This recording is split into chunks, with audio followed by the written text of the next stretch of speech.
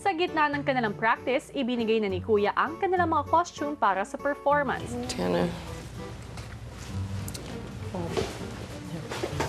Sige, base muna tayo, tapos para sa likod mo. O, ganito yung susuotin natin, no? No. O, asa na yun sa inyo? Baka may masaktan. Yes. Sa kanilang dress rehearsal, hirap pa rin silang makuha ang atensyon ng mga bata. Yan! Yung country ako. Anong tanong mo dyan sa bata? Bakit ang likot-likot mo? Anong sagot? Saan ka nakatira? Ayaw sagutin yung tanong mo.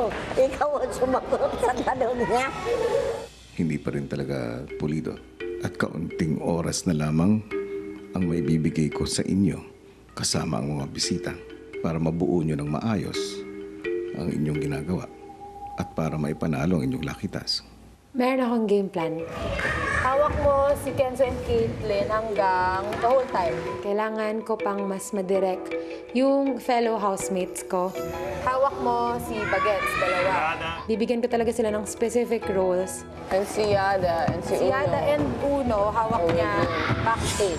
Game. Caitlyn, come here. Go get your babies, everyone. Dito. Ay, naku naman Yan. So, Well, bibigyan ka ng bago. Hindi dyan, sa gitna si Sandwich natin yung bata. inner side. Sino yung nandito sa side? Si Bel? Si Will. Ito ka, Lahat ng Will. bata nasa gitna. At muli nilang sinubukang mag-ensayo kasama ang mga bata. Kuya Ome, upo na dito. Halika na dito. Pupunta tayo dito.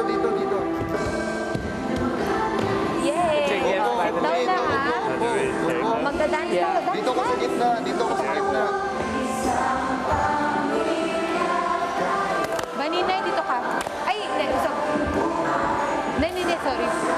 Gitna kayong dalawa. So, usog dito. Doon ka. Yan. So, middle part.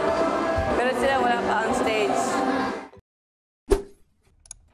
Hey, kapamilya! Be updated with the Pinoy Big Brother housemates by clicking the subscribe button and watch all the latest videos by clicking the I button above.